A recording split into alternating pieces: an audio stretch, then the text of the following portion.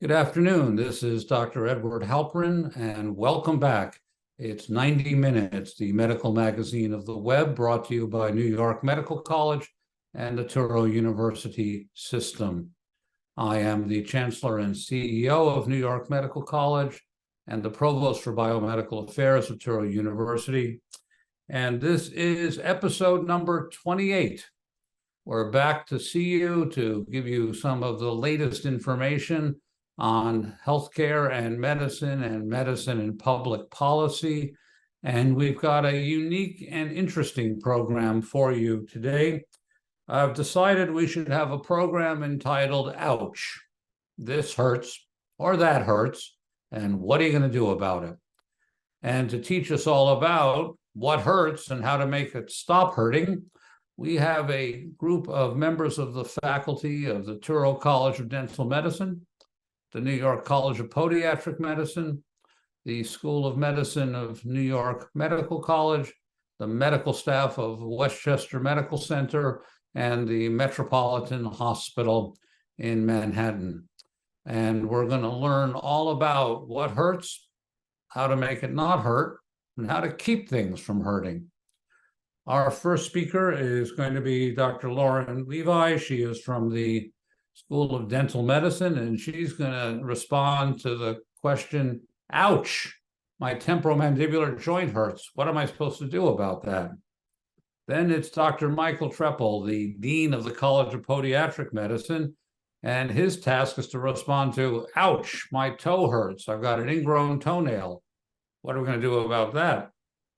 Next, Dr. Dominique Pape from the Department of Obstetrics and Gynecology of New York Medical College and Westchester Medical Center, and her topic is, ouch, it hurts when I urinate. I've had recurrent urinary tract infections. Should I be taking antibiotics? Should I be taking estrogen? Next, from the Department of Orthopedic Surgery, Dr. Samuel Holsington. He's going to talk about the weekend warrior has been playing racquetball or tennis or going to some kind of charity run, and you heard a pop, and my ankle hurts, and that means someone's going to tell you probably you got a torn Achilles tendon. When you get to be my age, you got a lot of friends walking around in boots with this story. They suddenly decided that they were 21 again, and we're going to play racquetball for 3 hours over the weekend, and they hurt their ankle. He's going to teach us what we do about Achilles tendon ruptures. And then our last speaker is the chair of the Department of Family Medicine, Dr. Lori Solomon. She's been a fan favorite on these webinars, and her task is to say, I don't want anything to hurt. So what should I be doing about my yearly physical? Now, this is considered a very important topic nowadays because of all these companies that are advertising, get your yearly screening CT scan or MRI. Is that actually evidence-based? Is there any reason to be doing these expensive tests or not? What about the, quote, yearly chest x-ray or EKG or checking your cholesterol? Is it worth having a yearly physical? And if so, what should be part of it? Dr. Solomon's going to teach us that. And as always, if you have any questions for our panelists, go right ahead and type them into the Q&A box on the bottom of the screen. We'll get to as many as possible with our moderator for the question and answer portion of the program, Dr. Alan Kadish, the president of Touro University and of New York Medical College. And those of you who are seeking continuing medical education credit, CME credit, you will see me and hear from me during the course of today's program as I tell you how to go through the technical steps to fill out your satisfaction questionnaire and get your CME credit. Well, welcome to our broadcast, and let's get started with Dr. Levi to figure out why that TM joint hurts and what are we going to do about it. Dr. Levi? Hi, my name is Lauren Levy. I'm the director of orofacial pain, headache, and sleep at Touro College of Dental Medicine, and today we're going to be talking briefly about jaw pain and the right therapy for TMD. I have nothing to disclose. We're going to do this quickly through a case. I think that would be a little bit more interesting. So we have a 30-year-old female here who complains of her jaw cracking and popping accompanied by ear pain. She said it first started when she was 10. She went to her dentist with her mom and they adjusted her occlusion. The pain went away for a little bit, came back 5 years ago, and it's still here and it's getting worse. There's a cracking sound with ear pain and jaw pain that's exacerbated with opening, and it's a sharp stabbing pain that occurs every day, especially with jaw function. It lasts a few minutes to hours, and it's a 10 out of 10. Advil, Tylenol make it better, as well as not using her jaw, so not chewing, not eating, not talking, and opening widely makes it worse. She does complain of headaches in her temples on both sides that occur with chewing and jaw function, so opening widely. They feel like a dull soreness, and they last a few minutes to hours. She does not have any migrainous features associated with the headaches, so she denies nausea, vomiting, any sort of aura. She denies autonomic symptoms. She says the headaches go away with Advil. They occur with the same frequency as the jaw pain, and they're exacerbated by function. She doesn't know if she grinds or clenches her teeth at night, but she denies wearing an orthotic. She wakes up feeling rested, but she says a lot of times her temples are sore, and she doesn't have a history of snoring, and she does not report gasping for air in her sleep. Her medical history, surgical history are both non-contributory, denies any sort of known drug allergies. She's taking birth control, and she's a student that's saying that she has an increase in stress lately. Her general head and neck exam is relatively normal in the sense that, she's normocephalic. She doesn't have any lymphadenopathy. Her cranial nerve screening is within normal limits, and she has a full range of motion of her neck. When we palpate her TMJ, there is a lot of pain and discomfort there. So there's moderate pain on the lateral surfaces of the condyles bilaterally, and there's severe pain that replicates her pain with the dorsal condyles. Her opening is okay. She can open up to 55. Her lateral excursive movements are okay, and she has a click upon opening and closing and a bit of a deviation to the right and then the left. Muscle-wise, when we palpate her, everything is tender, but the anterior temporalis is the most tender, and those replicate the pain of the headache bilaterally. But, the temporal tendon is pretty tender, as trapezius, the SCM, masseters, they're all tender. Intraorally, everything is relatively normal. Her uvea is a little bit elongated, but nothing really significant here. We take a pan, that's normal. So what's going on? So first things first, it seems like she has a few things. She seems like she has a disc displacement with reduction with some locking. She has some localized myalgia of her jaw muscles. She has arthralgia of both joints.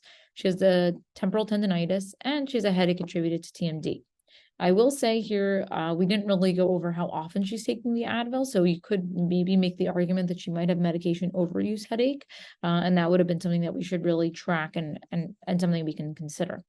So let's go back to the TMJ. What is that? The TMJ is the temporomandibular joint. I like to tell patients it's basically the jaw that connects, it's the joint that connects the jawbone to the skull. In between the upper and lower jaw, again, how I tell patients, is a disc made out of cartilage held upon by ligaments. So here is this articular disc of the temporomandibular joint.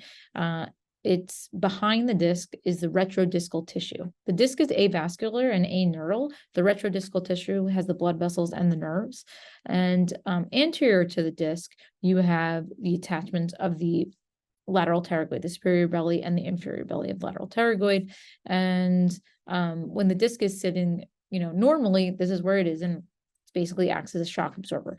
Other things, supporting structures here, you can see you have the temporalis here and you have your masseter, right? So what is a disc displacement with reduction? Basically, it means that the disc is out of place, but it goes back into place. Usually it's anteriorly displaced. It doesn't have to be, but that's the most common thing. So it's forward, you open, you click onto plate. It's usually not painful. It can cause a deviation as you're essentially picking it up. And you hear that click. And we have a video here that I think captures it better than what I said. In this joint, the disc is anteriorly displaced, and it's reduced on opening with a click. This joint demonstrates reciprocal clicking, which implies clicking during opening, followed by clicking during closing.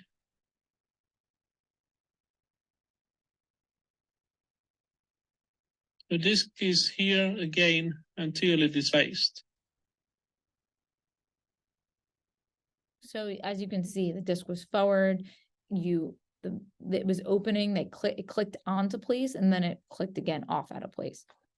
What causes disc displacement with reduction? Could be parafunction, so grinding, clenching. It can be a direct trauma, a blow to the head. It can be a hypermobility syndrome. It could also, or just, hypermobility of the disc and the ligament holding the disc onto place. It could also be strain due to an unstable occlusion, though that's less common.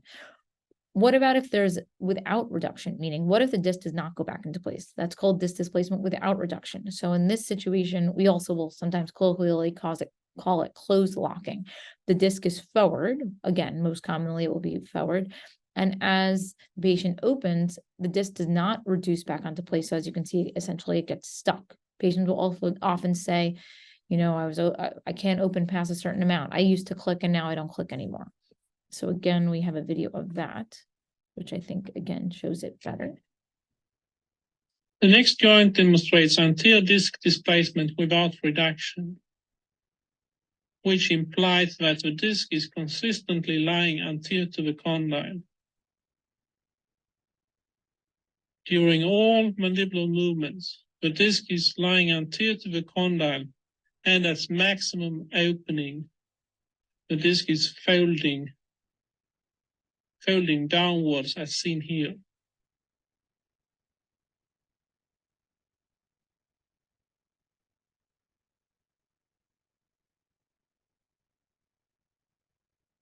So as you could see there, the disc was pushed forward as the condyle was moving forward, or anteriorly, the disc was just stuck. It was not reducing back onto place. The other thing that the patient has is they have joint pain, excuse me. The TMJ was tender upon palpation, and that's essentially just arthralgia. Some people will call it capsulitis, other people will call it synovitis. You might also hear the term joint effusion. I would be cautious in mentioning that unless we really know that there's some sort of fluid in the joint, much more easily seen with an MRI, unless it's just so obvious that, it's actually swollen there, or perhaps they don't have a posterior occlusion on that side. This will be accompanied by joint pain. That's essentially what arthralgia is. There is not necessarily any osseous changes. If there is, then that means that there's some sort of arthritic process going on, and it doesn't necessarily need to have joint sounds, right? It just means joint pain. We also had some myalgia of the muscles. Or myalgia, which is basically just like pain, muscle pain. So we palpated the muscles and that caused discomfort. We also palpated the temporal tendon, which gave moderate pain. What is that? That's temporal tendinitis. Basically just means the temporal tendon is inflamed. It can affect jaw movement. It can be caused by parafunction, and it can limit movement. This pain can refer to the ear, as you can see here with the referral pattern, and it can sometimes patients will complain, oh, my ear feels kind of clogged. It also can refer pain to the teeth. So how do we treat temporal tendinitis? You can treat it with an injection. I have found that is beneficial. It is controversial because sometimes the injection can actually exacerbate the pain. So it's always valuable to just let patients know. Usually just inject it with some sort of a little bit of lidocaine or local anesthetic. With temporal tendinitis, it's always valuable to consider getting a cone beam CT because it's possible the patient has arthritis and the pan did not pick it up because it's not as sensitive. And if that's the case, then you want to treat that accordingly. So how do we treat this patient? This treatment is, includes the temporal tendinitis, which is why I went to this slide. So avoidance therapy. Nothing too crunchy, nothing too chewy. We want to baby the area. I like to explain to patients it's kind of like your muscles, and you are sprained as well as you sprained, your joint and your tendon. So no pizza crust, no baguettes, no nuts. And I like to go over stretches with the patient. For this patient, because of the muscles that were affected, I like what's called the N stretch, tongue to the roof of your mouth, like you're saying the word N. Open as wide as you can. Hold it for 6 seconds, 6 times a day. You can do ice or heat before and after the stretches. You can also prescribe an NSAID for the pain, Advil, Aleve, or Mobic, I like. Like I said before, I would consider getting additional imaging. And then I also would consider some sort of occlusal orthotic for stabilization. In terms of I didn't mention this here. I probably would also include a pain diary just to see how often they're truly taking NSAIDs for these headaches.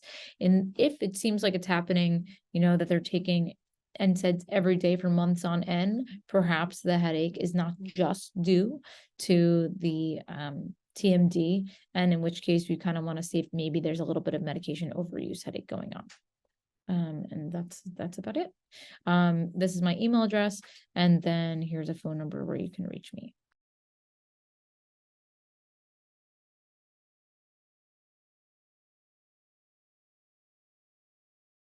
Good afternoon, and thank you for the opportunity to discuss ingrown toenails with you. I have no disclosures relative to this presentation. Toenails are an interesting structure. They have different functions in different species. In the human, they serve as a protective covering that puts counter pressure on the pulp, which enables and enhances proprioception at the tip of the toe. An ingrown toenail, also known as onychocryptosis, occurs when the nail plate impinges the lateral soft tissue. This is more common where the soft tissue is inflamed, excessively wet and sweaty, or in patients who wear tight shoes. Initially, the nail plate impinges the nail fold. It can puncture it, leading to localized infection, and if it advances further, it can result in a periungual abscess that would look something like this. On the left, the nail is ingrown and causing localized cellulitis. On the right-hand side, it's become more chronic and resulted in a periungual granuloma. The anatomy of it is that the nail plate goes proximal under the eponychium and sits right on top of the matrix, which is on the bone periosteum. It's important to understand the location of the matrix, for in curative procedures, we look to do a matrixectomy or ablation of the matrix. So also note that there is a rich plexus of arterioles and nerves about the toe. This creates a greater bleeding in that area and also heightened sensation, which is one of the reasons why these conditions tend to be so painful. Prevalence of ingrown toenails is about 2.5% to 5% of the population, more in younger people with a preference for males over females. Generally, it occurs in the great toe, can be both margins, but more frequently the lateral. And about 20% of patients consulting to ERs or urgent care centers for a foot problem will have an ingrown toenail. Risk factors involve a congenital increased curvature of the nail, obesity, wearing of tight shoes, excessive sweating or hyperhidrosis, lower extremity edema, or even now patients on certain chemotherapy medication, particularly those taking taxanes and anthracycline, tend to inflame the periungual tissues. In a patient that has concomitant peripheral arterial disease, ingrown toenail can be quite dangerous because of the lack of blood supply to heal an infection, and this can result in gangrene and amputation of the toe. There are many conditions that can simulate or also be the proximate cause of nail pain, and these need to be ruled out. And some of them are quite serious, like, for example, an amelanotic melanoma. There are many home remedies which are available. One just has to surf the web and they will see all kinds of lotions and potions that are available. But basically, home remedy would be wearing a wider shoe, perhaps sticking a little bit of cotton under the distal nail plate to lift it up, topical antibiotics and soaks. Trimming the nail, the wing of the nail that's impinging into it may give temporary relief, but certainly not long-term. And there are all sorts of nail splints or braces which are marketed, but once again, these rarely have long-term efficacy and preventing recurrence. In most cases, professional treatment is required. That will involve managing the infection with soaks, topical or oral antibiotics. But generally, it involves removing the offending nail either partially or totally, and then coupled with a matrixectomy to prevent recurrence. The matrixectomies can be chemical or surgical, and in severe cases, the nail fold itself can be surgically excised. Here's an example of a rather large paronychia with pyogenic granuloma.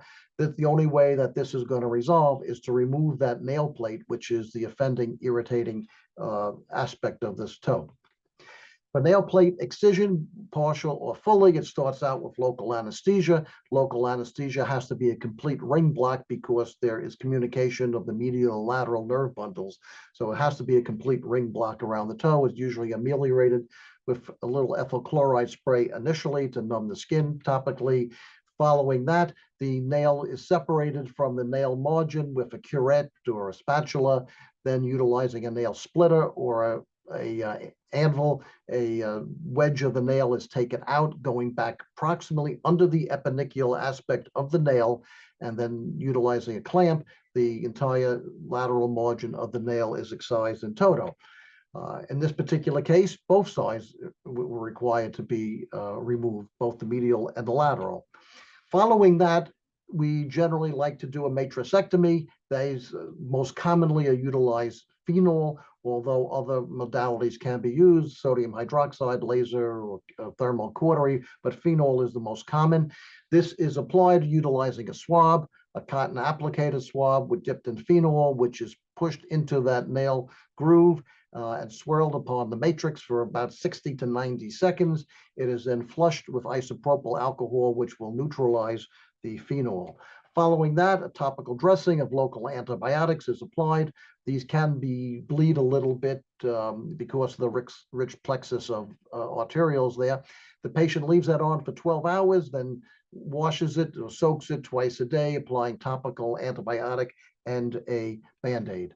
In cases where the nail fold is particularly hypertrophic, we can surgically remove that as well, utilizing a wedge excision. This usually requires an outpatient operating room scenario. And when all is said and done, the outcome studies will show that surgical certainly will outweigh the non-surgical modalities in terms of recurrence. Non-surgical management almost always will result at some point a recurrence of the ingrown toenail, of the symptoms associated, and surgical certainly favors less of a recurrence. And when we do surgical, it is advantageous to also do it with a matrixectomy on it. So the best chance for long-term cure of an ingrown toenail would be partial excision of the nail or full excision of the nail with chemical matrixectomy. I thank you for your time and listening to this, and I look forward to whatever questions you might have. Hi again, this is your host, Dr. Edward Halperin, telling you how to get your continuing medical education credit for today's webinar. Got two choices. You can get out your cell phone or your tablet and send a text message to 828-295-1144 with the code 71LUFF, 71 LUF. After you hit send, you're going to get a response back explaining to you how to fill out your satisfaction questionnaire and how to get your CME credits. If you don't like that technique, you can get out that QR code reader on your handheld device and scan the curious-looking checkerboard in the lower right-hand corner of the screen, and it will similarly take you to the website where you can fill out your satisfaction questionnaire and get your continuing medical education credit. Whatever you do, do it by Monday at 12:30 during lunchtime, because if you don't, they'll be inactivated. If you have any questions for our panelists today, please type your questions in the Q&A box on your computer screen. We'll get to as many of them as possible during the Q&A part of our program. And let's return to our program. Hi, my name is Dr. Dominique Malacarne-Pape. I am an assistant professor of obstetrics and gynecology and urology at New York Medical College. And it's my privilege to be here today to talk to you about the topic, ouch, it hurts when I urinate again, discussing causation of recurrent urinary tract infections in women and understanding current state of therapy. I have no financial disclosures.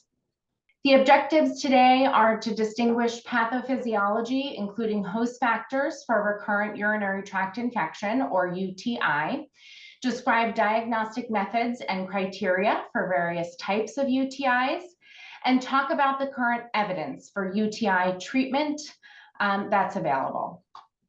So to first talk about epidemiology and pathophysiology, the annual incidence of uncomplicated UTI or cystitis is around 12%. And by age 30, around 50% of women have had one UTI. And in 25%, there's a recurrence. So another UTI within 6 months. Incidence of UTI does increase with age.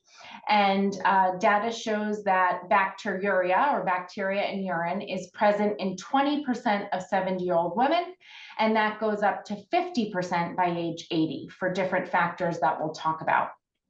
10% of women over the age of 60 will have recurrent urinary tract infections, and that's usually defined as greater than or equal to 2 UTIs in 6 months or 3 in 1 year.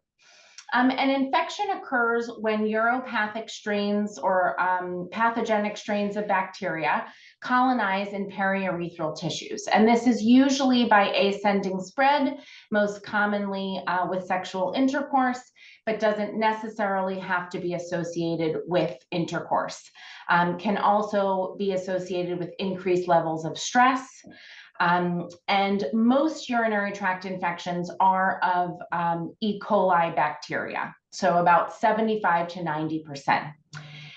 They can also be Enterobacter, so staph, Klebsiella, and when you see an infection of Proteus, you want to be concerned with stones, so that can be upper tract disease. And Pseudomonas is often associated with instrumentation. So if patients have indwelling catheters, really special circumstances. In women with diabetes mellitus, it's also important to screen for other fungal causes of infection, as things like Candida albicans can be a common culprit of UTI in patients with diabetes, especially if it's poorly controlled. So why do UTIs happen? So the main reason why recurrent UTIs happen in middle-aged women is because of falling estrogen levels. So we find that there is good data to support a significant rise in UTI as there is a decline in estrogen. So women around 5 to 10 years out from the time of menopause. And why does this occur? So as estrogen falls, there is glycogen depletion. So we lose good bacteria. Good bacteria like lactobacillus thrives on glycogen, and glycogen comes from estrogen. So when there's falling estrogen, there is a decrease in glycogen, the vaginal pH rises, and lactobacillus fails to thrive. So in that environment, harmful bacteria colonize, and then you have ascending bladder infections. Data-proven risk factors are sexual activity, spermicides. So it's really important to understand if patients are using spermicides because they can alter the pH, new sexual partners, family history of recurrent UTI, and prior UTI. Other risk factors that are proven not to be associated, so these are common things that patients think are associated with UTI, but actually have no data behind it. Pre and post-coital voiding patterns, beverage consumption, douching, use of tampons, hot tubs, and type of underwear.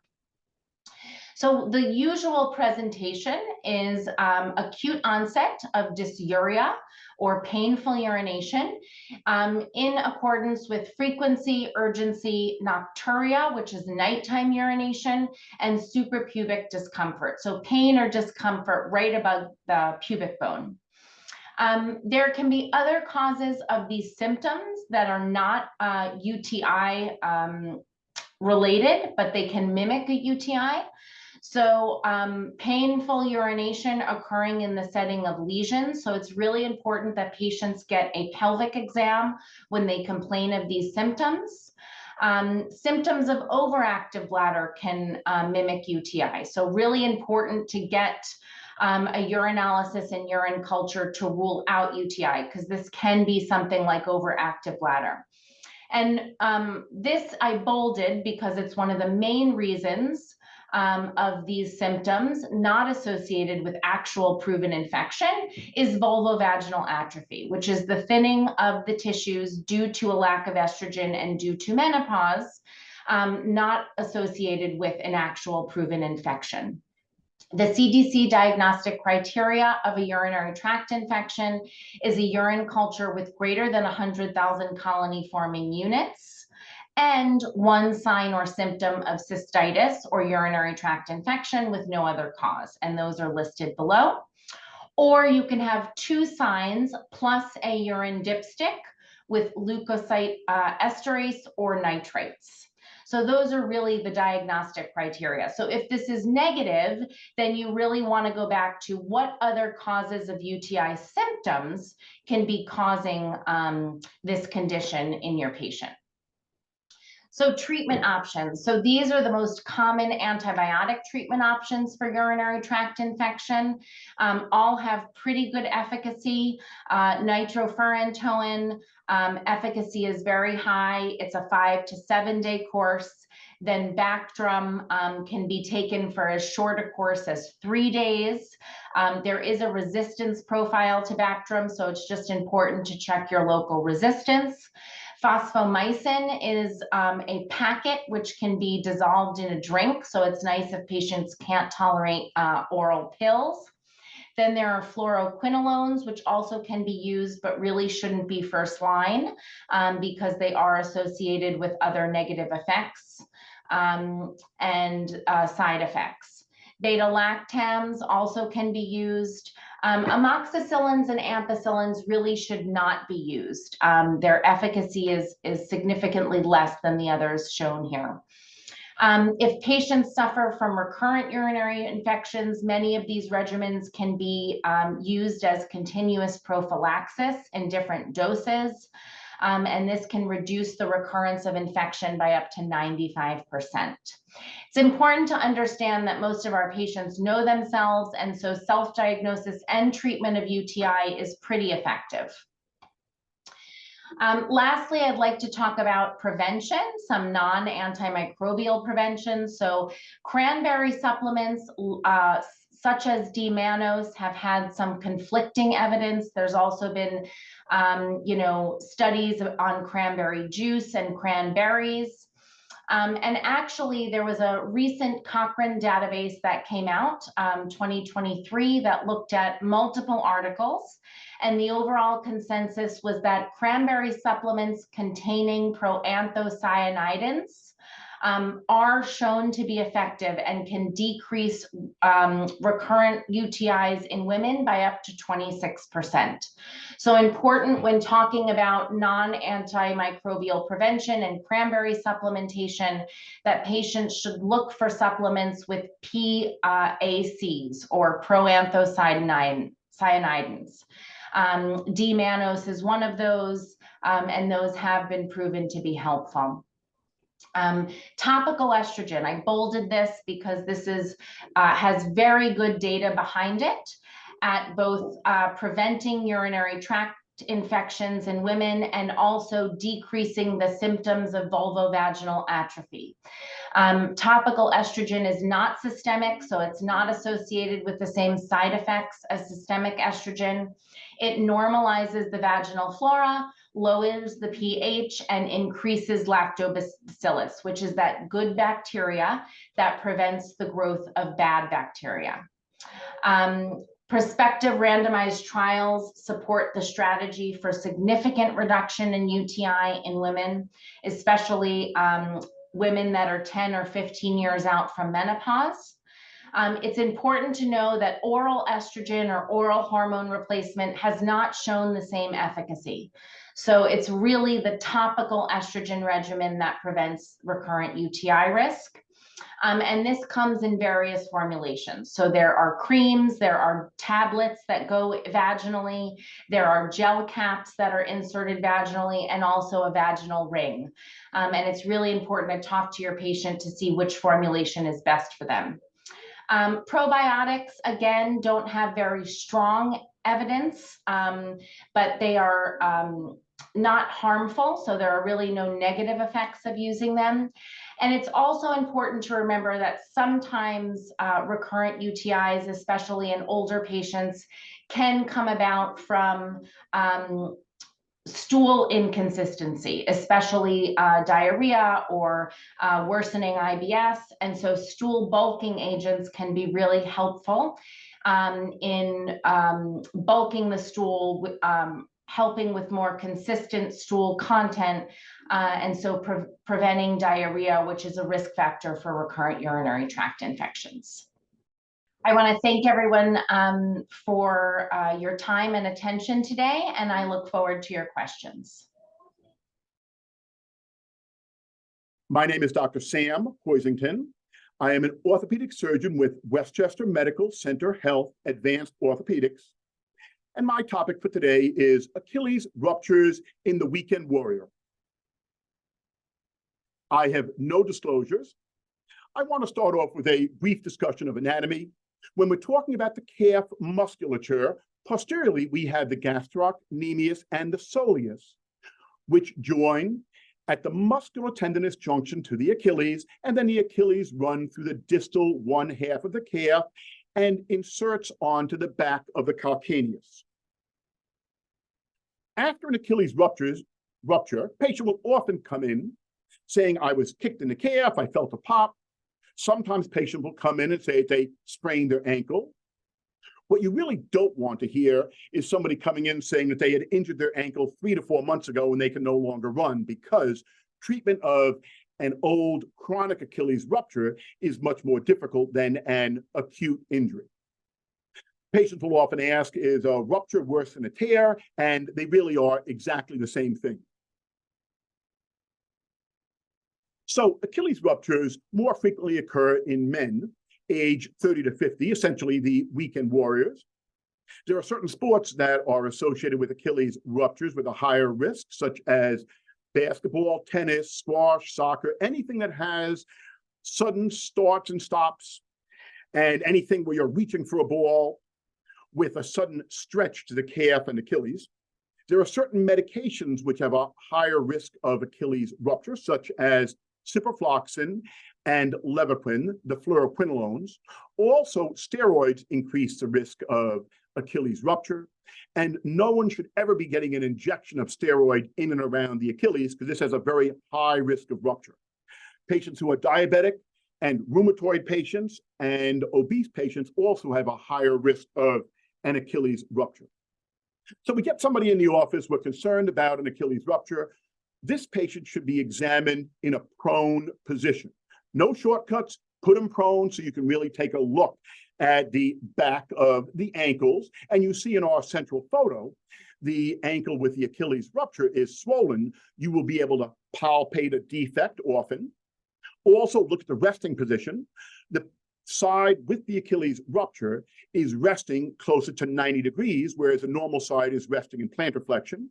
And finally, the all-important Thompson test, where you squeeze the calf, and a positive Thompson test means that the Achilles is not in continuity, and you squeeze the calf and you do not get plantar flexion, while on the normal side, you squeeze the calf and the foot does plantar flex.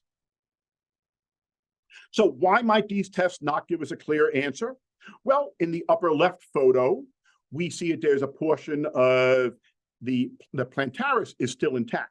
On the upper right photo, we see that a portion of the Achilles is still intact. And so you can palpate those areas and think like, oh, is it ruptured? Even though you might feel a partial defect.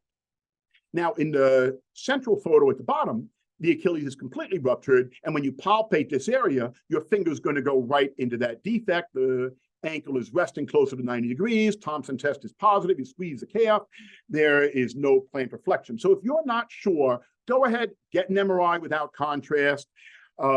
Just go ahead and get the answer, because that really is important to make the decision on how you want to treat this patient. So for an Achilles rupture, we can either treat these non-operatively or operatively. With regards to non-operative treatment, a patient can be treated in a cast, in plantar flexion, or in a cam walker with an internal heel wedge, the goal being to get the end of the Achilles in close proximity. There are a number of different protocols that benefit non-operative treatment, no incision, no wound healing problems. The drawback is a higher risk of re-rupture, and also the tendon heals in a lengthened position with reduced push-off strength. Now, with regards to surgery, there's either open or percutaneous / mini open techniques. And so there are a number of discussion points here. With regards to operative versus non-operative treatment, there is a well-known benefit of surgery to reduce the re-rupture rate. But on the other hand, you do have the risks of surgery, such as wound healing problems, infection, DVT, PE, anesthesia. The other discussion point is open versus percutaneous. And you can see on the images on the upper left, we get to look at the tendon and we get to do a direct repair with that open repair versus the percutaneous or mini open. You have a much smaller view of the tendon and it's a limited view of your repair. The difference is wound healing issues, one versus the other. But keep in mind, there's no free pass because there's an increased risk of a sural nerve injury with the percutaneous or mini open repair. Personally, I like to do an open repair. I do use suture tape with lower profile knots.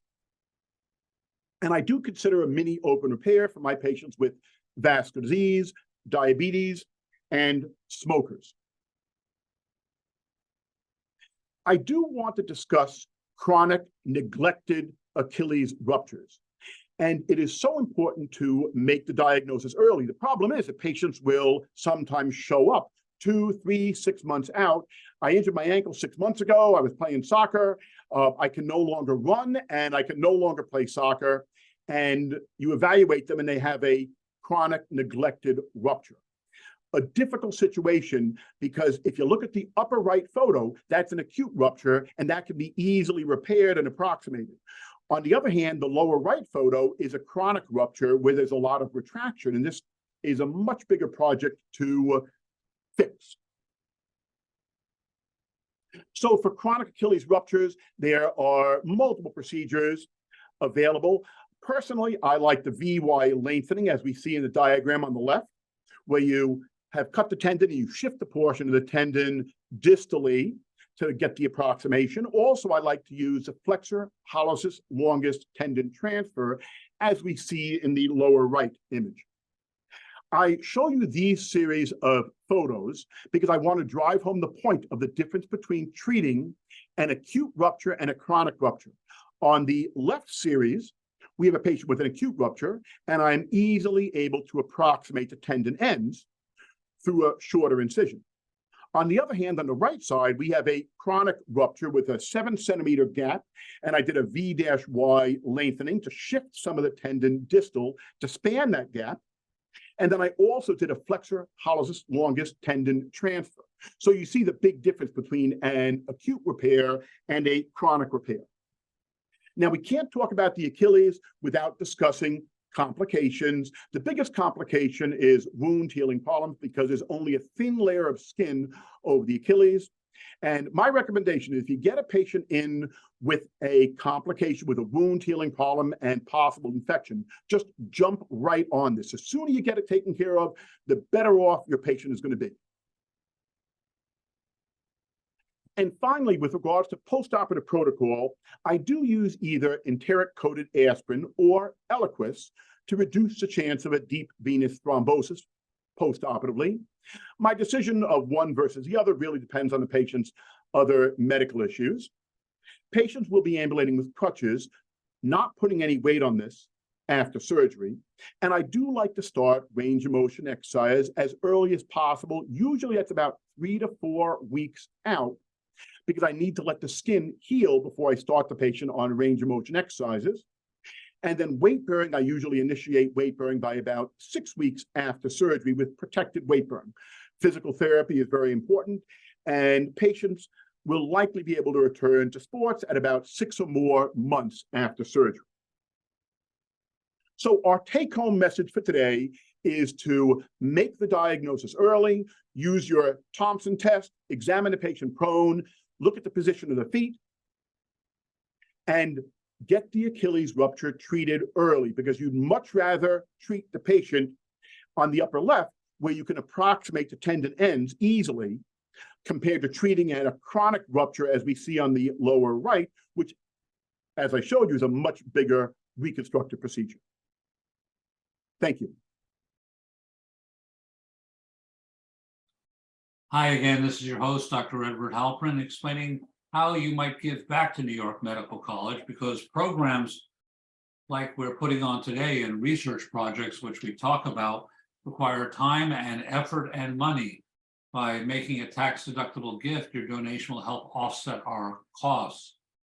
Now, great things are happening at New York Medical College. We hope you'll be a part of it. You can visit a website, www.nymc.edu/give, to make a donation. Other ways you can make a donation to support this webinar is we have real people who answer the telephone. You could call 914-594-2720, and they'll be more than happy to take your credit card information over the phone if you'd like to make a tax-deductible donation. As I said, you can use this website, www.nymc.edu/give, to make a donation to support this webinar and our research. Or if you believe in pens and checks, we take those too. You can make a check out to New York Medical College.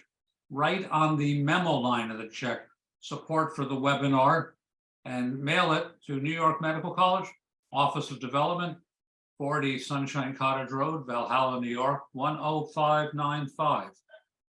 Thanks for thinking of us. Thanks for supporting these programs. Remember, if you want to ask a question of any of our panelists, go ahead and type it in the Q&A box on your screen. We'll get to as many as possible during the Q&A part of the program. Stay safe, everyone. Stay healthy, and let's get back to our show. Hi, I'm Lori Solomon, Chair of Family and Community Medicine at New York Medical College, and I'll be talking about the annual physical. Is it worthwhile? And if so, what tests should we do? I have no conflicts of interest to declare. So let's get right to it. The annual physical exam was first proposed by British physician Horace Dobell in 1861. It was put into practice by the British Health Service in 1948, and there adults 40 to 75 receive free checkups. As you can see, annual physical exams are done in many countries. In the United States, the Affordable Care Act in 2010 mandated coverage of preventative services, including the annual physical. Here are some common myths that we're going to be going over in my presentation. One size fits all. We're going to go over why that isn't the case. Screening is not the same as prevention. Screening means detecting disease at an early stage and intervening so that we can prevent the disease from progressing. More isn't always better. And tests are all that I need. And this is pretty common. You'll see a number of businesses that sell this bill of goods. And you'll see Quest for a lot of money. Well, I'll give you a whole bunch of labs. You'll see lots of advertisements for screening packages for ultrasounds. And that is not what we're talking about when we're talking about an annual physical. What we're talking about is seeing a doctor who conducts a history. We go over your chronic conditions. We update your family history. We talk about your behaviors such as diet, exercise, habits like smoking, alcohol and drug use, sexual history. We do a physical exam, a head-to-toe exam. We do screening tests, whether that's a questionnaire or a blood test or an imaging test. We update your immunizations, and last but not least, we provide recommendations for how you can stay healthy. So is a yearly physical worthwhile? A meta-analysis of 7 observational studies internationally showed a 45% decrease in hazard from all-cause mortality. In the United States, Medicare patients who had periodic health exams were more likely to receive recommended screenings and immunizations, so it appears they are worthwhile. Here is the U.S. Preventative Services Task Force, and what they do is they review the data on all of the screening tests that we do, and they offer their recommendations on whether or not it's beneficial. So we want to see a grade A or a grade B. That means that there is a good benefit from the test. A C means that it's probably a small benefit, if anything, and should be offered to maybe certain populations and not to everyone. A D is a recommendation against a test, which means that there's either no benefit for the test or that the harms outweigh the benefits of the test. And then there's I, which means that there is not enough information so that they cannot make a recommendation. And so you can actually go onto the U.S. Preventive Services Task Force, and they have this web app where you can put in your demographic information, and you can see what screening tests are recommended based on your age. And so I'm just going to put in a fictitious patient. So this is a 20-year-old female. You'll see what's recommended in A and B. So HIV, high blood pressure, screening for anxiety. What you don't see is a Pap test, and that is because cervical cancer screening has a D recommendation at the age of 20. Let's update the age to age 40, and what you see is cervical cancer screening becomes an A recommendation. You see that that breast cancer screening is a C recommendation. Let's go up to age 60, and you see how the recommendations change. Cervical cancer is still there. Colorectal cancer screening is recommended. Breast cancer screening has a B recommendation. And you'll see that statin use, which means treating cholesterol, has a recommendation. And so you can do this for males, for females, and see which so you can put in your own demographic information and see which tests are recommended. And you can use that to go to your doctor and request specific tests. This is the immunization schedule for adults. This is found on the CDC website. There are schedules for adults and for children. The yellow boxes mean that they are recommended for everyone, and you'll see up at the top that there are different age ranges, age brackets. So you'll see for like if you're over 50, the shingles vaccine is recommended. The purple boxes are recommendations based on additional risk factors. And then the blue boxes are things that you should talk about and decide with your physician whether or not you should get those vaccines. So to answer the questions on whether a chest x-ray is recommended, it is not part of an annual exam, and it's also not part of a preoperative exam. However, if you have a smoking history, if you're 50 to 80, you should get a low-dose CT of the chest. EKGs are not a recommended screening test for adults without cardiovascular disease. That's a D recommendation. Should you get a total CT or MRI? We don't have any randomized control trials looking at this. However, we do know that between 20 and 40% of all CAT scans will have an incidental finding. Incidental kidney masses are found on over half of CTs and MRIs. And so if you look at national data, it shows that we've increased the detection of kidney cancer, but unfortunately that hasn't changed the mortality data. Even though we can detect it, it is not changing the number of patients dying from kidney cancer. In adults greater than 40, between 5 and 25% will have a cystic pancreatic lesion. It's 2 to 3 times more commonly found on an MRI. Even in these people, the risk of pancreatic cancer was really low, 0.007 per person year in a meta-analysis. And what you see is even though we've increased the detection of pancreatic cancer, the death rate has stayed exactly the same. So it's not really changing the trajectory of the disease. There are also harms of incidental findings. So this is a study done on Medicare patients. So out of 15 million patients, over 6.5 million underwent a CT of the chest or the abdomen. And we know that over half of those had a kidney lesion found. About 25,000 people had their kidneys removed, had a kidney removed. And out of those people, over 1,000 died from surgical complications. So these are people who died from the treatment, not from the disease. And that is a harm of treating incidental findings. Additionally, for prostate cancer screening, you see that this is an infographic designed by the U.S. Preventive Services Task Force showing the harms of screening with the PSA test. So out of 1,000 men screened with a PSA test, we avoid 1 death from prostate cancer. But out of those 1,000 people screened, 240 have to undergo a prostate biopsy, which is painful, can cause bleeding or infection, And out of those people with a biopsy, 100 will be diagnosed with prostate cancer. About 20 to 50% of those men are diagnosed with a cancer that never grows, never spreads, or harms them. It's something called overdiagnosis. But once you're diagnosed with cancer, it's a human condition to want to do something about it. And so out of those 100 people who were diagnosed, 80 chose to have it treated by surgery or radiation, which left 50 men with erectile dysfunction and 15 with urinary incontinence. So a lot of harms to prevent 1 prostate cancer death and 3 cancers from spreading to other organs. And it did not benefit 5 people who died anyway from prostate cancer. So something to think about and talk with your doctor instead of just going and ordering a bunch of tests. Here are the references for the websites that I used in my presentation, and here are the references for the studies that I talked about. Thank you.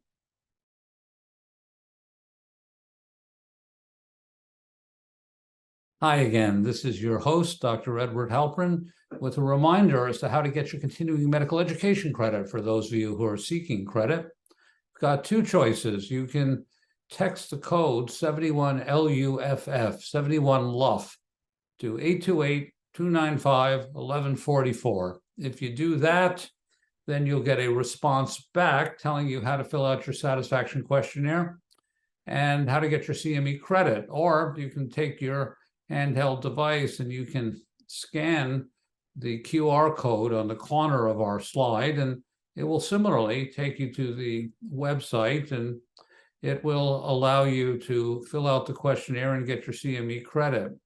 Now, I suggest you take a screenshot or you write this down and you do it quickly after today's webinar, because otherwise you may forget, and it's all going to expire on Monday, November 6th at 12:30 p.m. At that point, the sites will become inactivated. So if you want to be sure to pick up your credit, 71 LUF to 828-295-1144, or scan the QR code. Now, please, if you have any questions for our panelists, type them into the Q&A box on your screen. And now it's time to begin the live Q&A part of our program with our moderator, the president of Touro University and New York Medical College, Dr. Alan Kadish. Dr. Kadish, the virtual podium is yours. Well, good afternoon. If I don't look like Dr. Kadish, it's because I'm not. This is, once again, your host, Dr. Edward Halperin. Dr. Kadish had a scheduling problem, so depending on whether I'm still allowed to use baseball metaphors, I'm either the pinch hitter or the designated hitter to fill in. The questions have come in quickly for today's webinar, so let's get to as many of them as we can. If I could ask first for Dean Michael Treppel of the New York College of Podiatric Medicine to join us. Dr. Treppel, our first question for you is, when I was a medical student, I saw a pediatric surgeon treat this disease with cotton rolled under the nails. You showed a slide of that. Does this actually work? Great question. In my experience, no, but I have a biased look, because the patients I see are ones who have tried it and it didn't work, or haven't tried it at all. The ones who tried it and it's effective are not going to end up in our offices. There's no great data on that it is effective. And generally in the pediatric patient, there is a congenital deformity of the nail. That is, the nail is more pincer shaped, has a greater radius of curvature, where even if you would get a transient relief from it, it's not going to be long-term. And these patients generally end up in an office where we're going to do a more definitive procedure. But thank you for the question, and interesting question to ask. Thanks. Well, let's stay on that topic. Our questioner remembers distinctly that the pediatric surgeon was treating brothers with this. He remembers brothers coming in together for this treatment. And you just mentioned pediatric cases with congenital pincer nails. Are some of these patients have a heritable disease? Is there a genetic tendency in some families to have ingrown toenails? Well, I can tell you anecdotally that when I have a kid in the office, frequently I'll ask the mother, the father, the grandmother, who's ever bringing it in, have you had this problem? And not uncommonly, the answer will be yes. It does seem to go in siblings as well, that we see more than one in a family to do it. I don't know that anyone has specifically studied the genetics of nail plate formation and has pinpointed a specific mutation or genetic deficiency or abnormality. But I can tell you anecdotally and from what's reported in the literature that there certainly is a familial tendency for these to occur. Again, another interesting question. Thank you. We got one more for you here, but then we're going to bring in some people to join you. You showed some pretty garish pictures, Professor, of people about to lose their toes from infections, and mentioned people with vascular disease and diabetics. So teach us which diabetic patients need to stay away from their own toenails with clippers or fiddling around with ingrown toenails, lest they end up as one of your garish pictures there. Yeah, again, a good question. And I've, in the course of my career, amputated far too many toes and transmetatarsals, and patients have gone on to BK amputations because of what we call bathroom surgery of treating their own toenails with a clipper or a kitchen knife or a scissor. It was certainly without question any diabetic with any significant peripheral arterial disease, diminished circulation, and it's not always macrocirculation. A lot of the diabetics have microcirculatory disorders. It's not necessarily occlusive, but it prevents transmission of oxygen across membranes, so they have decreased oxygen tension in the local tissues. So number one, anybody with PAD, anybody with neuropathy, particularly sensory neuropathy. Paul Brand down in Carvel, Louisiana, who treated DeLepes, said that pain is God's great gift to man. And patients without the ability to sensate pain in their toes are, again, at great risk. If the nail gets ingrown or they cut too deep and they start to get a cellulitis, can end up with gangrenous toes. So in general, of course, patients with poorly controlled diabetes, out of control, high A1Cs, are all cautioned to get a yearly foot exam. And I think an ounce of prevention is worth, say, a pound of cure, as the saying goes. So particularly those diabetics with peripheral arterial disease and those with a sensory neuropathy are at greatest risk for obtaining the results that you saw in those pictures. Thank you again for the question. Well, let me have you stay on. Sure. And can Dr. Solomon and Dr. Hoisington join us, please? There's Dr. Solomon. Dr. Hoisington, you there? Dr. Hoisington and Dr. Solomon, let's start with a relatively easy question for Dr. Solomon and Dr. Treppel, and then we'll get to the politically incorrect question we've got here. Dr. Treppel, you talked briefly about non-surgical therapies. Is there anything the primary care family medicine doc should be doing about ingrown toenails that actually works, or do these patients need to be referred? Let's start with Dr. Treppel's opinion first, and then Dr. Solomon, you can tell us about what your practice is as someone comes to see you first with an ingrown toenail. Sure. Again, excellent questions. Well, it depends upon the intensity and the severity of it. A mild tenderness in the area with maybe some mild erythema periungual. The advice I would give would be wear wide shoes, don't wear tight shoes, decrease moisture and perspiration, which tends to cause local periungual edema around the nail plate. Some soaks at night may be effective in alleviating some discomfort, some topical antibiotic if the cellulitis is a little bit more. If the infection is more severe, then perhaps consideration of an oral antibiotic. But by and large, if the nail plate is impinging into the nail fold, the only effective means long-term of alleviating the problem is excision of that offending nail margin. Dr. Solomon, what do you think? Do you doctor these patients in your office first, or do you say, get this person out of here, I'm making a referral? It really depends on the patient. So this is a common presentation seen in primary care offices, and these are extremely painful, an extremely painful process. So oftentimes if somebody's in a lot of pain, I will do a partial nail removal in the office, as long as there are not major risk factors like bleeding or peripheral arterial disease, diabetes. Usually it's a young person in a lot of pain. And if I can't do it in the office, then I refer to podiatry.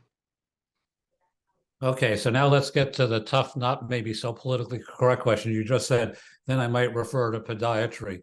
I'd like all three of you to talk about who's she supposed to be referring this patient to, a podiatrist, an orthopedic surgeon who has interest in foot disease, are both okay?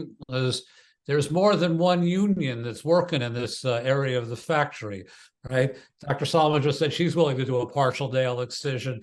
So if she's not taking care of it, who should she be referring to? A podiatrist or a orthopedic surgeon? Or a questioner had the good manners to say, even though you're a podiatrist or orthopedist, Dr. Treppel and Dr. Hoisington, what do you think? So well, let's take it in alphabetical order. We'll go Hoisington first and then Treppel second. Okay, well, isn't that a good question? I have to tell you, there's a lot of overlap. Orthopedics who do foot and ankle and podiatry, and I've worked for years very closely with my colleagues in podiatry. And I have to tell you, for these infected ingrown toenails, I think the most important thing is just jumping on it right away. So as my colleague was saying, that she would actually go ahead and do these in her office, sometimes right away. Hey, that's perfect, because if you can get that ingrown part of the nail removed and decompress that area where the nail is cutting in to the adjacent tissue, it makes all the difference. And by the time that patient ends up getting in to see Dr. Treppel, it'll already start, being better. With regards to whether it should be Dr. Treppel or myself, I got to tell you, if I get people in my office with an ingrown toenail, I just take care of it right then and there. Same thing as Dr. Treppel does. But I would usually tend to think, dealing with the nails, if it's okay with Dr. Treppel, I would say it'd be great to refer them right to podiatry if you're dealing with an ingrown nail. Let me see what he has to say about that. Well, of course, we're happy for the referrals and, vice versa. I think it comes down to availability. You certainly don't want someone to wait a week to get a referral, so who could ever see them first. But just let me say that, partial excision, removing the nail partially will give you, in most cases, temporary relief. But more often than not, there's a lot of recidivism there unless you do the matrixectomy. And in order to do, in most cases, a partial excision, you got to numb the toe. The hardest part, well, not the hard to do, but the most uncomfortable part for this generally is the local anesthesia involved to get an adequate toe block in the patient. So, I mean, I would rather do that once and do the matrixectomy at the same time with phenol. Phenol is a very potent antiseptic as well, so it except in cases of severe PAD. I'm inclined to do one block, one time, get the job done, remove the offending thing, do the matrixectomy, rather than have the patient have to come back a second time and undergo another toe block to do a matrixectomy when this recurs, which is most of the time, unless the matrix is ablated. Oh, thank you. We're going to let Dr. Treppel and Dr. Solomon have a break because I got a growing list here for Dr. Hoisington. Our questioner wants to know, Aaron Rodgers had a speed bridge to hasten his recovery. What is it, and is it applicable to anybody besides NFL quarterbacks? The answer is absolutely yes. It really depends on where the rupture is in the Achilles. So if you have a mid-substance rupture, as I had said, I often like to do an open repair. On the other hand, if I have a patient who has diabetes, who has vascular disease, I will often use the mini open repair. But as I said during my talk, there are no free passes, because with a mini open repair, you do have an increased risk of catching the sural nerve in the repair. We haven't even gotten to the speed bridge issue. A speed bridge, when somebody has torn the Achilles, instead of a mid-substance rupture, which I focused on in my talk, but if somebody has torn the Achilles attachment off of the calcaneus, the answer is yes, you do use a speed bridge to reattach it to the calcaneus. And what is it? It's when you've torn the Achilles off of the calcaneus, you actually are reattaching the Achilles to the back of the calcaneus.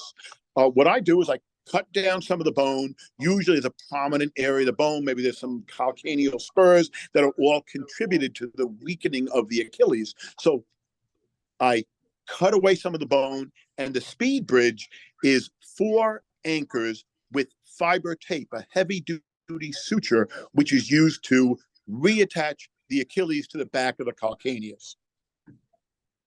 Okay. Good question. We've got some questions here about post-op recovery. You had a slide which said physical therapy is very important. How's the consumer supposed to know, is every physical therapist equally good for this? What kind of qualifications do they look for when the surgeon says, time for your PT? There's no shortage of people with a shingle out saying physical therapy here. How do you select the right one? Right. I have to say, a lot of times it's word of mouth. It's patients who've had experience before. And also it's personal care when you go in to see your therapist. Now, I got to tell you, the team here at Westchester Medical Center, of course, is great. And, we just give them the instructions, the orthopedic surgeons, the podiatrists, whoever is, done the surgery, giving the patient the script. And we're giving all the instructions as to what to do when. But I think that when you go in to see your therapist, you really want personal attention. And if you can have the same therapist, or maybe, 2 therapists working with you, you're going in often 3 times a week. And if you have some consistency with those therapists who can follow you along as you progress, it makes a big difference. Thank you. We've got 2 questions for you about how to avoid coming to see the orthopedic surgeon for a repair. Some people spend a lot of time stretching. As a baseball fan, the famous baseball player Ichiro, he never sat still. He was always stretching. If he wasn't hitting the ball or fielding, he was always stretching. Does routine stretching do anything to reduce the risk of having an Achilles tendon rupture by these weekend warriors? What an absolute great question. The best thing is to just avoid the rupture entirely. And the number of patients that I have who are very tight and who have Achilles ruptures, it's really a tremendous number. Not all patients who have Achilles ruptures start out tight, but the warm-up is very important. The regular stretches are very important. It does make a huge difference. And I would say that warming up before playing would make a big difference, number one, and so those regular stretches.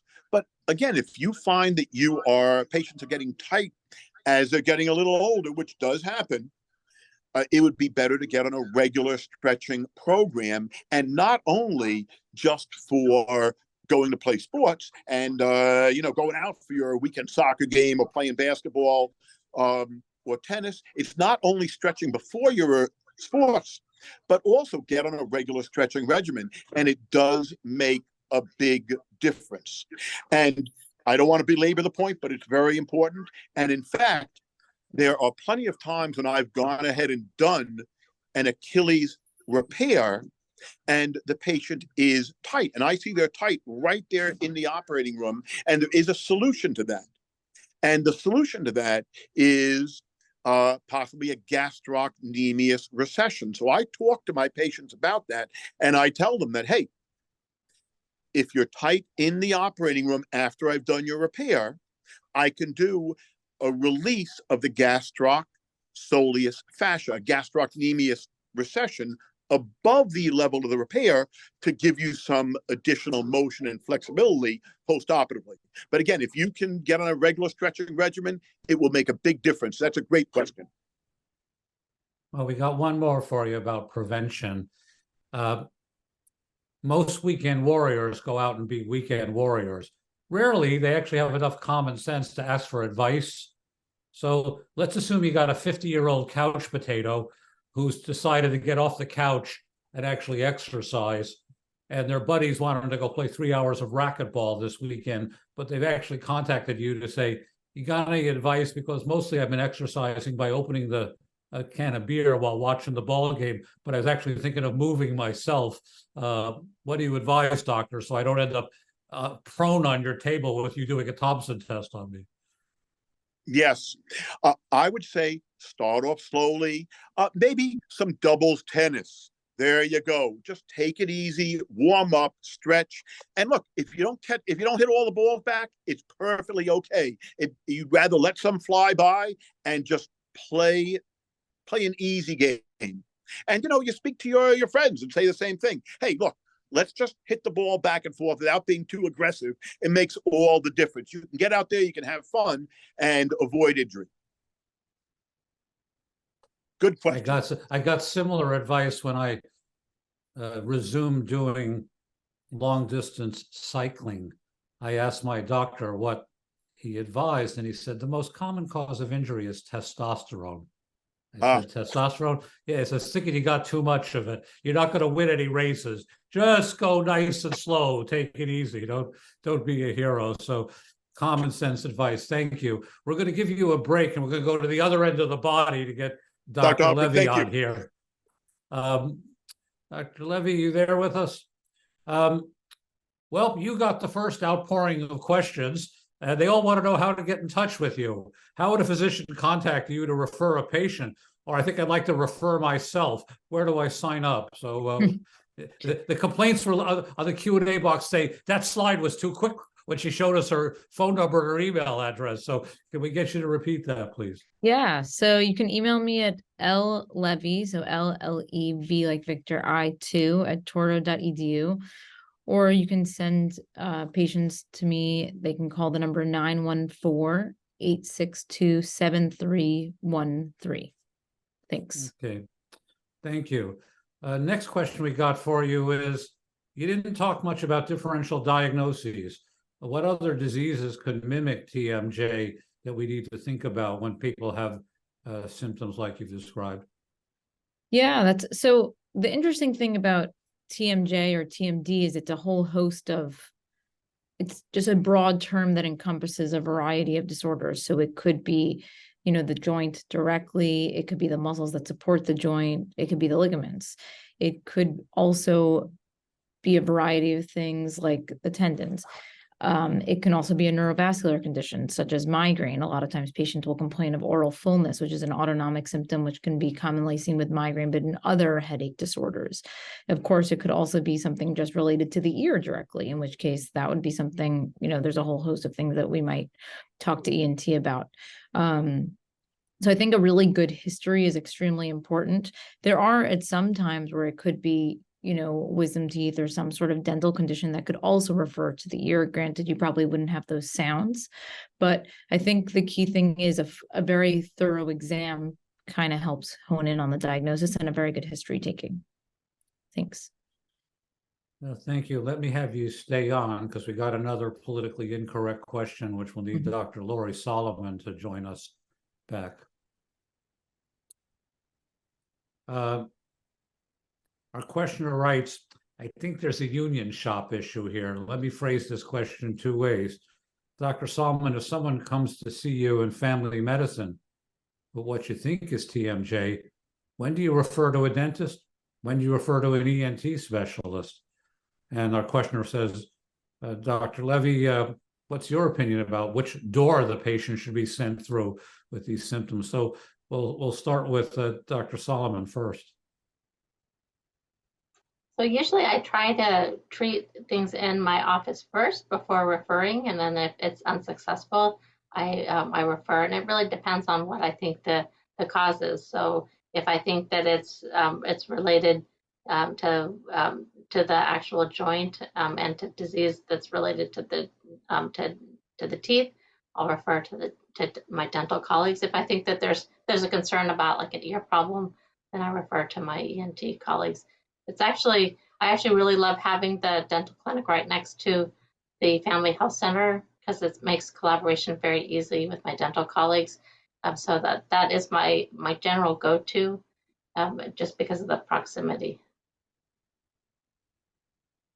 Dr. Levy? Yeah, I mean, I think that there's a lot of overlap that I work very closely with ENT in terms of, if I don't think that it's TMJ related and I'm confident that it might be something more related to the ear, then I will refer to ENT. And then a lot of times ENT refers back to me. So I think it's important in terms of an examination to kind of help differentiate the two. If you can, if you're comfortable with an otoscope looking in the ear, that kind of helps, as well as if you can do a thorough exam, just palpating the muscles in the joint, then that can kind of help separate and, limit who you end up sending the patients to. Okay. Dr. Levy, stay with us. Dr. Salman, we're going to give you a break for one question, and then boy, have I got a list for you.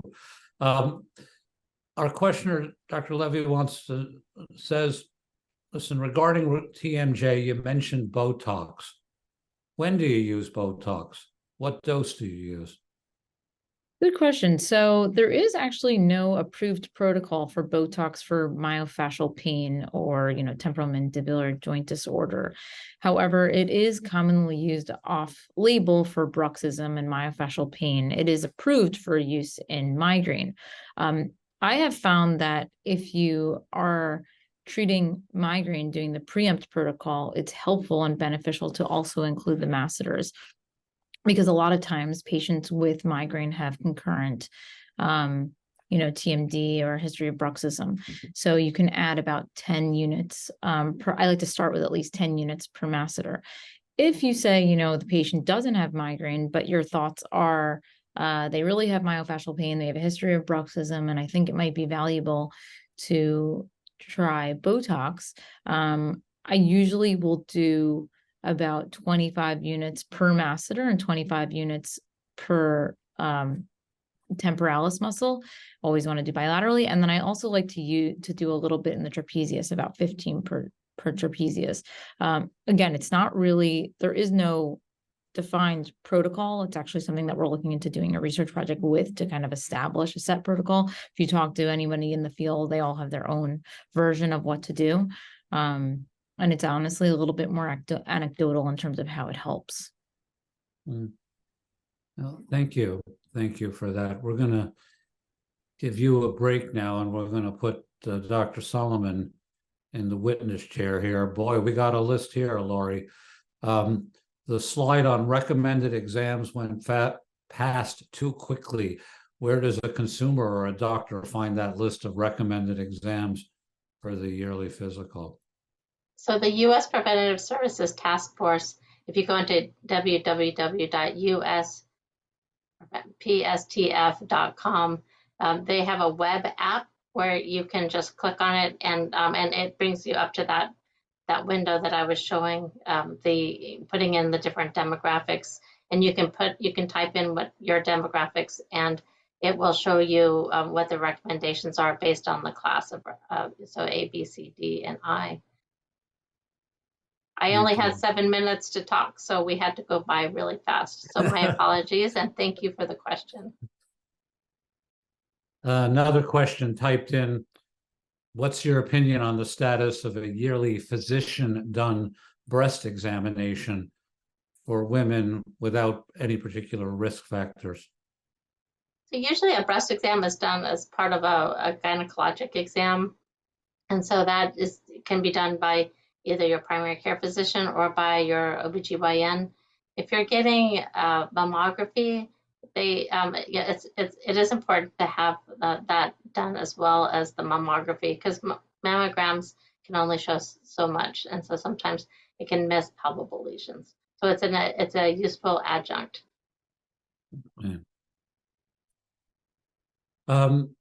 We have a question here asking you to critique one of Dr. Pape's comments. Dr. Pape told us about women with urinary tract infections.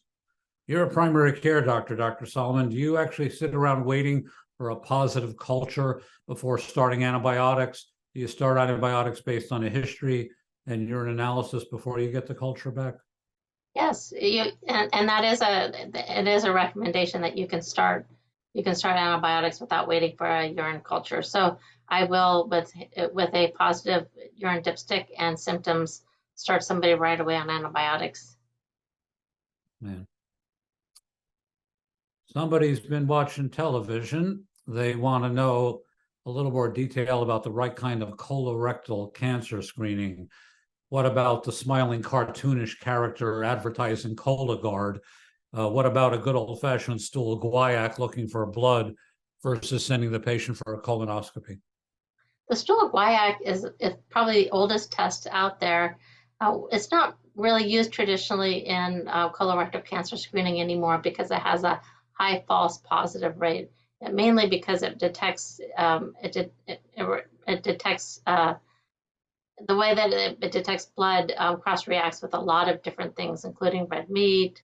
If you are taking certain supplements, it will be positive. So we've actually stopped using the stool guaiac for screening for colorectal cancer.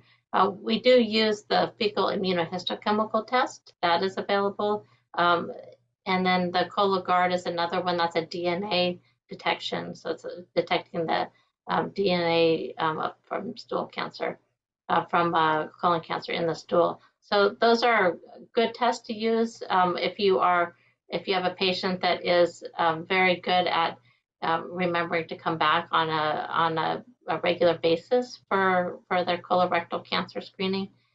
And I also recommend that for people who really don't want to undergo a colonoscopy. So if somebody really doesn't want to go through the prep, or really don't, there's insurance issues, and so they would only do a colonoscopy if they really, really had to, then doing an annual fecal immunohistochemical test or a Cologuard test is a viable alternative.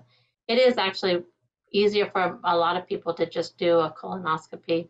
It is a more invasive test, but it's not only is it a screening test, but it can oftentimes, if they find a polyp, it's resected, and it's actually a preventative test as well, a preventative service as well. So it depends on a lot of factors, but those are all recommended methodologies for screening for colon cancer. Thank you for that question. Let's have you stay on and ask Dr. Levy to come back with us.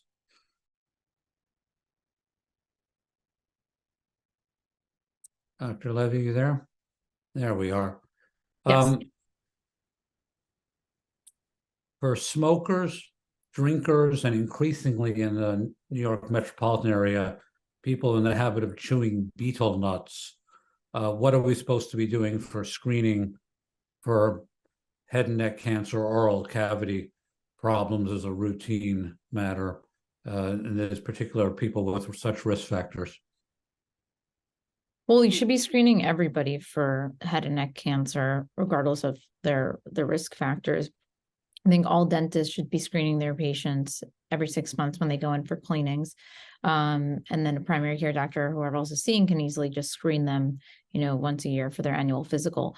In terms of additional factors associated, or what it might look like with betel nuts, sometimes it can cause staining of their teeth.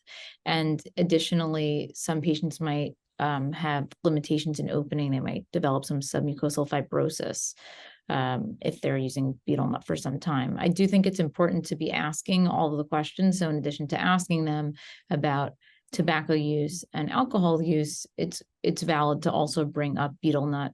Additionally, just talking to patients about HPV and the risk of, oral cancer associated with HPV is something that healthcare providers should also be mentioning with their patients.